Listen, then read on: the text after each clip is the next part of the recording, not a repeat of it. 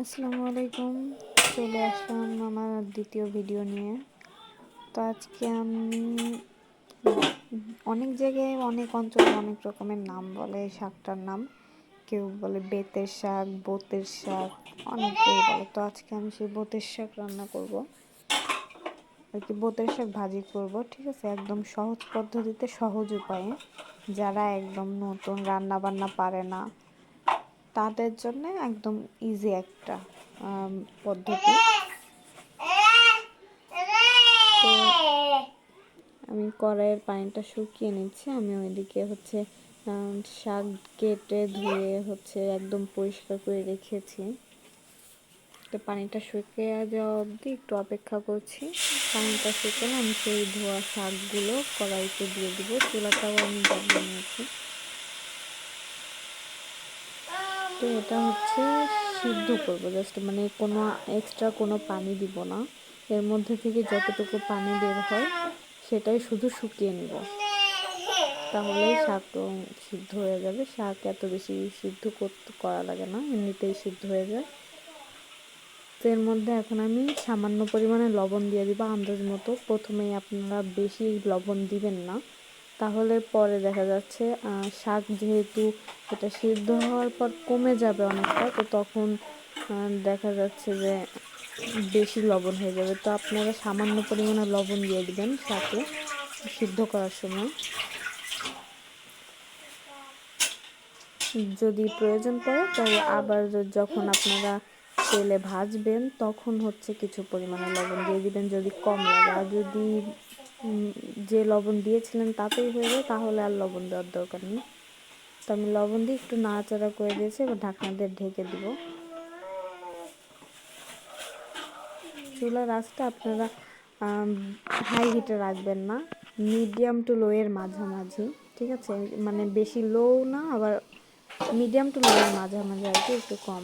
তো আমি কিছুক্ষণ পর ফিরে আসলাম। কিছুক্ষণ পরে এসে দেখছি যে কি অবস্থা, পানিটা শুকিয়েছে কিনা। তো পানি অনেকটাই বের হয়েছে, এখনও আছে কিছুটা। তো আমি একটু নাড়াচাড়া করে দিলাম। পুরো পানিটা শুকিয়ে যাওয়া অবধি অপেক্ষা করতে হবে। ঠিক আছে,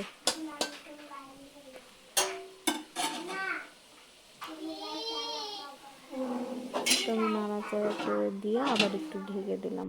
একটু অপেক্ষা করব পানিটা শুকিয়ে যাওয়া অবধি। এদিকে আমি পানি শুকাতে শুকাতে মরিচ, পেঁয়াজ এগুলো কেটে নিয়েছি। তো দেখেন পানিটা শুকিয়ে গেছে একদম। তো আমি এই সময় চুলাটা অফ করে দিব। চুলাটা অফ করে দিলাম। এখন এটা আলাদা একটা পরিষ্কার বাটিতে উঠিয়ে রাখতে হবে। তো আমি এটা একটা বাটিতে উঠিয়ে নিচ্ছি।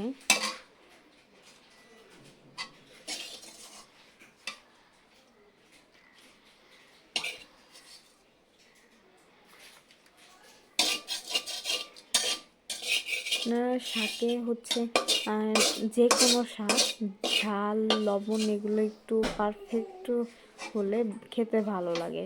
আর ঝালের পরিমাণটা বেশি হলে শাক ভাজিটা বেশি মজা লাগে, ঝাল কম হলে খেতে একদমই ভালো লাগে না। আর শাকে যে কোনো শাকে রসুন, পেঁয়াজ এগুলো একটু বেশি মাত্রায় দিলে ভালো লাগবে। বিশেষ করে রসুনটা এটা একটু বেশি দিতে হয়। তো আমি সমস্ত শাকগুলো একটা বাটিতে উঠিয়ে নিলাম। তো আমি এখানে মরিচ, পেঁয়াজ আর রসুন বেশি করে কেটে নিয়েছি।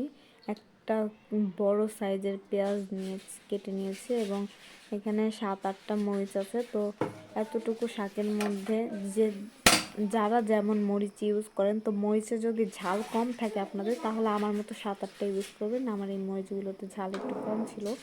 আবার অনেক মরিচ আছে যেগুলোতে 3-4টা দিলেই এই শাকের মধ্যে হয়ে যায়। তো আপনার ঝালটা একটু নিজের মতো দিবেন, নিজের মতো করে দিবেন, আপনারা যেমনটা ঝাল খান। তো আমি কড়াইটা গরম করে নিয়ে এর মধ্যে তেল দিয়ে দিয়েছি। তেলের মধ্যে আমি সব মরিচ, পেঁয়াজ, রসুন এগুলো ভেজে নেব, ভালো করে একদম লাল বাদামি করে ভেজে নেব।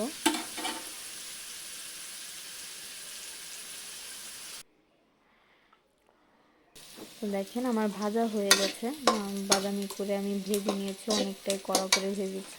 তো এর মধ্যে আমি এখন শাকগুলো দিয়ে দিব।